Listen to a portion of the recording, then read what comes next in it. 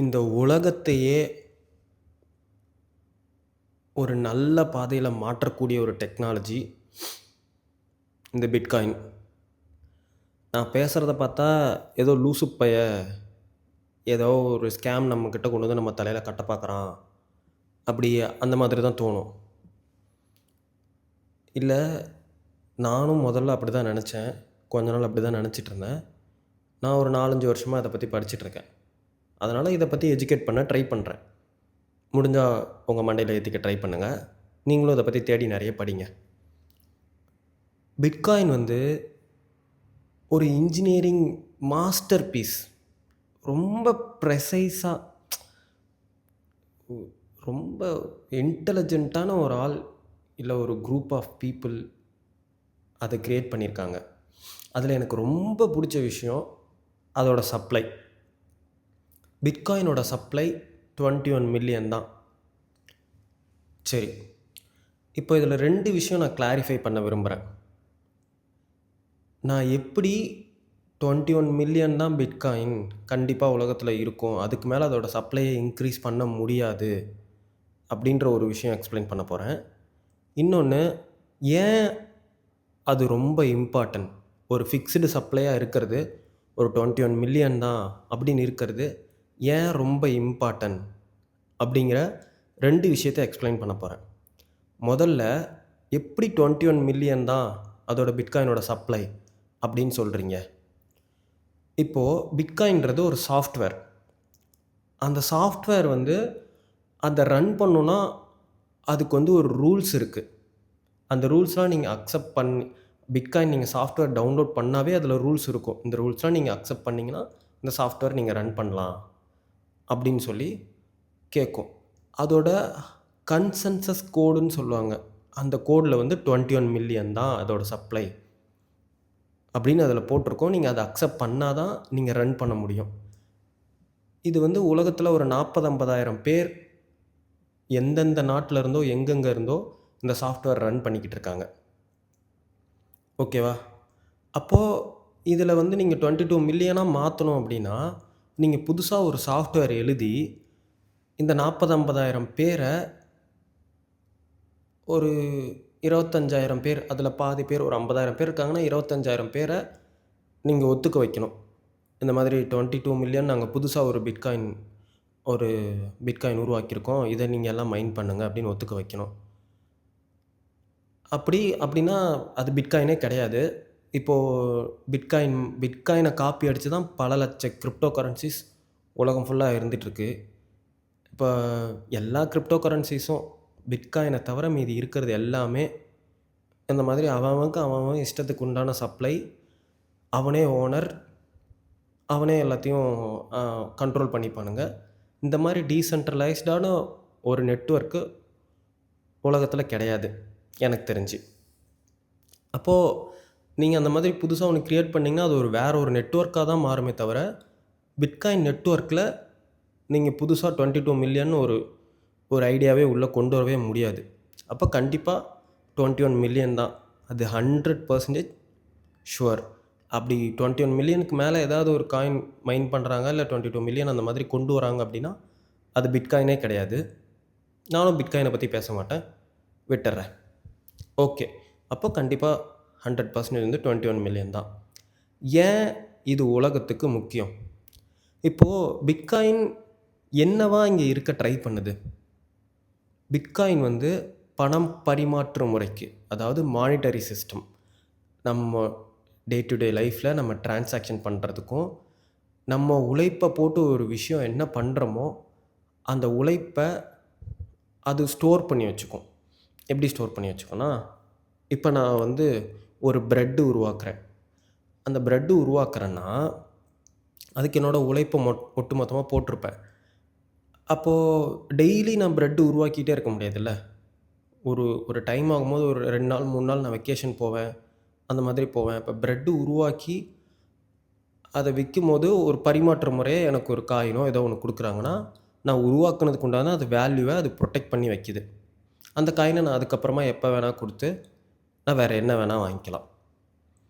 அப்போது பிட்காயின் ஒரு மானிட்டரி சிஸ்டமாக இங்கே இருக்க ட்ரை பண்ணுது. அதோட ஒரு மானிட்டரி சிஸ்டத்தில், உலகம் ஃபுல்லாக இருக்க மானிட்டரி சிஸ்டத்தில் இப்போ இருக்க சிஸ்டம் வந்து ஃபியாட் சிஸ்டம்னு சொல்லுவாங்க. இப்போ இருக்க இந்த டிஜிட்டல் கரன்சி, நோட்டு, காயினு இது எல்லாமே ஃபியாட் சிஸ்டத்தில் உள்ளது. இது வந்து அந்த சென்ட்ரல் கவர்மெண்ட்டு எப்போ அவங்களுக்கு பிரிண்ட் பண்ணணும்னு தோணுதோ, அப்போ பிரிண்ட் பண்ணுவாங்க. அதுவும் இல்லாமல் ஃப்ராக்ஷனல் ரிசர்வ் லெண்டிங்குன்னு சொல்லிட்டு ப்ரைவேட் பேங்க்ஸ் வந்து நம்ம எடுக்கிற ஒவ்வொரு லோனும் புதுசாக கிரியேட் பண்ணுற பணம் தான். இல்லை அப்படிலாம் இல்லை, பணம் கிரியேட் பண்ணணுன்னா வந்து அதுக்கு நிறைய ப்ரொசீஜர்ஸ்லாம் இருக்குது, நிறைய பேர் சைன் பண்ணணும் அப்படின்னா தான் அப்படிலாம் ஒன்றும் கிடையாது. இங்கே கவர்மெண்ட் ரன் ஆகணும்னா பணம் பிரிண்ட் பண்ணி தான் ஆகணும். எக்கச்சக்கமாக பணம் பிரிண்ட் பண்ணிக்கிட்டே தான் இருக்காங்க. இதனால தான் ரிச் பிகேம் ரிச்சர் ஆகிட்டே இருக்காங்க, புவர் பிகேம் புவரர் ஆகிட்டே இருக்காங்க. சரி, அதுக்கு முன்னாடி என்ன சிஸ்டமாக இருந்தது அப்படின்னா கோல்டு ஸ்டாண்டர்ட்னு வச்சுருந்தாங்க. கோல்டு ஸ்டாண்டர்ட்னா கோல்டை வச்சுக்கிட்டு அதுக்கு தகுந்த மாதிரி நாங்கள் கரன்சி பிரிண்ட் பண்ணுவோம் அப்படின்னு வச்சுருந்தாங்க. சரி, அப்போது கோல்டு வந்து அதோட பவர் இப்போது எல்லாருக்கும் வந்து கோல்டு ரேட் ஏறுது. கோல்டோட சப்ளை, கோல்டை யாரும் ஆர்டிஃபிஷியலாக க்ரியேட் பண்ண முடியாது. கோல்டோட சப்ளை யாரும் மேனிப்புலேட் பண்ண முடியாது. அப்போ கோல்டு வந்து ஒரு நல்ல சிஸ்டமாக இருக்கும்ல அப்படின்னு எதிர்பார்த்தா, கோல்டோட சப்ளையும் வருஷத்துக்கு 2%, 3% இன்க்ரீஸ் ஆகுது. இன்னும் கடலுக்கடியிலலாம் நிறைய கோல்டு இருக்கிறதா சொல்கிறாங்க. கோல்டோட ப்ரைஸ் ஏற ஏற அந்தந்த கண்ட்ரியும் நிறைய கோல்டை மைன் பண்ண தான் ட்ரை பண்ணுவாங்க. அப்போ அதோட சப்ளையும் இவ்வளோ தான் ஃபிக்ஸ்டு அப்படின்னு சொல்ல முடியாது. ஆனால் பிட்காயினோட சப்ளை ஃபிக்ஸ்டு.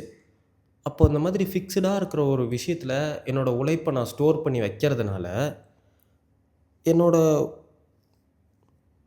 ஒட்டுமொத்த என்னோடய வாழ்க்கையோட அர்ப்பணிப்பையும், இல்லை நான் ஒரு தொழில் பண்ணுறேன், இல்லை ஏதோ ஒன்று பண்ணுறேன், ஒன்றுல ஈடுபாடாக பண்ணுறேன்னா அது ஃபுல்லாக ஸ்டோர் பண்ணி வைக்கும்போது நான் மொத்தம் அர்ப்பணிப்பாக அதுக்கு வேண்டி வேலை செய்வேன். அதுக்கு வந்து ஃப்ரீ மார்க்கெட்டுன்னு ஒரு பேரே இருக்குது. பிட்காயின் ஸ்டாண்டர்ட் வந்துருச்சுன்னா உலகம் ஃபுல்லாக ஃப்ரீ மார்க்கெட்டு. அப்படின்னா நீங்கள் வந்து இப்போது ஒரு 10 வருஷத்துக்கு முன்னாடி, 20 வருஷத்துக்கு முன்னாடி ஃபோன் க்ரியேட் பண்ணுறதுங்கிறது ரொம்ப பெரிய விஷயமா இருந்தது. இல்லை ஒரு 50 வருஷத்துக்கு முன்னாடி ஒரு 5 எம்பி உள்ள ஒரு ஸ்டோரேஜ் க்ரியேட் பண்ணுறதுங்கிறது ரொம்ப பெரிய விஷயமா இருந்தது. இப்போ வந்து உங்களுக்கு கோடிக்கணக்கான ஜிபி நீங்கள் வந்து ரூ. 1000, ரூ. 10,000, ரூ. 20,000 வாங்கலாம். அந்த அளவுக்கு வந்து டெக்னாலஜி வந்து வளர்ந்துக்கிட்டே போயிட்டே இருக்குது. அப்போது ஹியூமனோட ப்ரொடக்டிவிட்டி அதிகமாகிட்டே இருக்குது. அப்போது அந்த 5 எம்பி க்ரியேட் பண்ணவங்களோட வேல்யூவை வந்து ப்ரொடெக்ட் பண்ணணும்ல.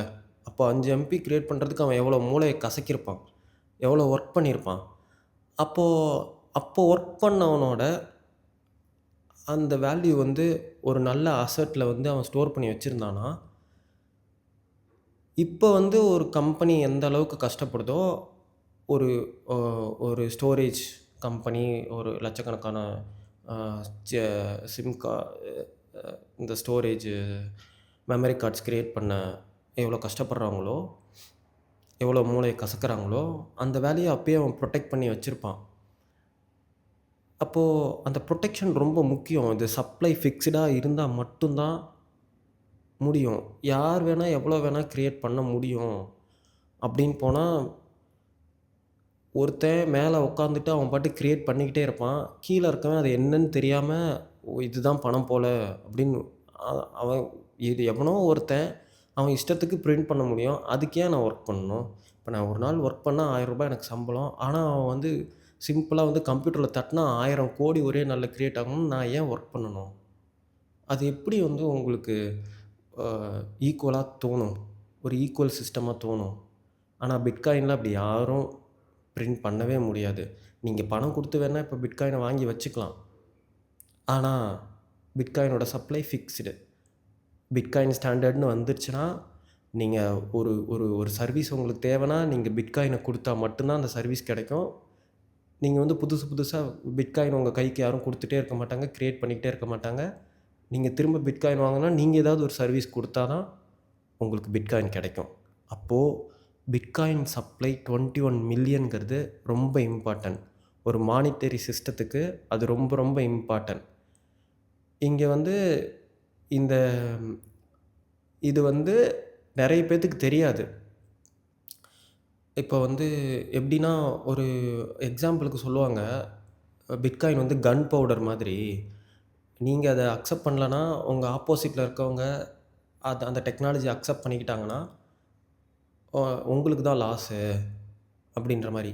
அந்த மாதிரி இந்த நாலேட்ஜ் வந்து இன்னும் ஸ்ப்ரெட் ஆகல.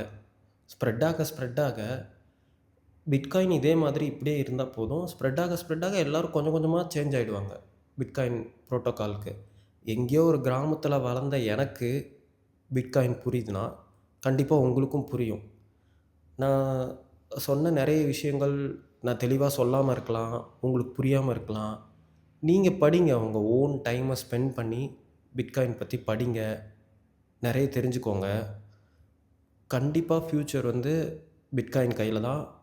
ஒரு நல்ல ஒரு சொசைட்டி இந்த உலகம் ஃபுல்லா ஒரு ஒரே ஈக்குவலான மணி அப்படின்னு யோசிச்சு பார்க்கும்போதே, ரொம்ப பெரிய விஷயமா இருக்கு. கண்டிப்பா இந்த உலகம் மாறும். இப்ப படிங்க. தொடர்ந்து படிங்க. பாய்.